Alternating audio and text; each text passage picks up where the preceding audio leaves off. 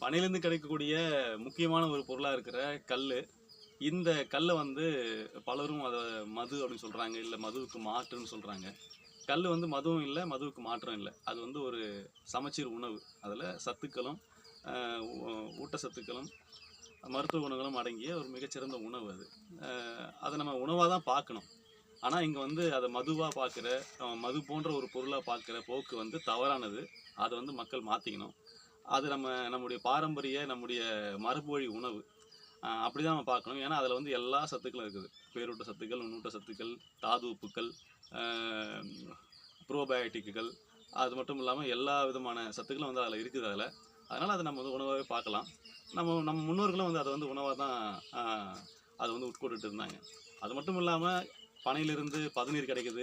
அந்த பதநீரை வந்து நம்ம வந்து குடிபானமாக எப்போவுமே பயன்படுத்துறது இல்லை. பதநீரை நம்ம கருப்பட்டி செய்வதற்கான ஒரு மூலப்பொருளாக தான் நம்ம முன்னோர்கள் வந்து அதை பயன்படுத்தி இருந்தாங்க. இடைப்பட்ட காலத்தில் அது வந்து ஒரு குடிபானமாக அதை வந்து கல்லுக்கு தடை போட்டதுக்கு அப்புறமா மக்கள்கிட்ட அதை திணிச்சிருக்காங்க. அதை குடிக்க வேண்டிய அவசியம் கிடையாது. அதுக்கு பதிலாக நம்ம கல்லையே குடிக்கலாம். பதநீரை கருப்பட்டியாக மாற்றி, கருப்பட்டி நம்ம வந்து நம்முடைய மருந்து பயன்பாட்டிலும் சரி, இல்லை நம்முடைய உணவுகளையும் அதை சிறிதளவு எடுத்துக்கலாம். அது மட்டும் இல்லாமல் பனையிலேருந்து நுங்கு கிடைக்குது. அதுக்கப்புறம் அது முடிஞ்சதுக்கப்புறமா வந்து அது வந்து பழமாக கிடைக்குது. இன்றைக்கி தமிழ்நாட்டில் வந்து வீணாக போகிற பழங்களில் வந்து பனம்பழம் தான் வந்து முதன்மையாக இருக்குது. எல்லா பழங்களுமே இன்றைக்கி மார்க்கெட்டில், சந்தையில் வந்து விற்பனை பொருளாக இருக்குது. ஆனால் பனம்பழம் அப்படி ஒரு விற்பனை பொருளாக இல்லாமல் அது வந்து ஒரு வீணடிக்கப்படுற ஒரு சாதாரண ஒரு பழமாக நம்முடைய காலடியில் வந்து மிதிப்பட்டு கிடக்குது. அதுவும் பனம்பழமும் வந்து ஒரு மிகச்சிறந்த ஒரு ஊட்டச்சத்து உள்ள ஒரு பழம்தான். அதையும் மக்கள் வந்து விரும்பி உண்ணணும். அதையும் மக்கள்கிட்ட கொண்டு போய் சேர்க்க வேண்டிய தேவை இருக்குது.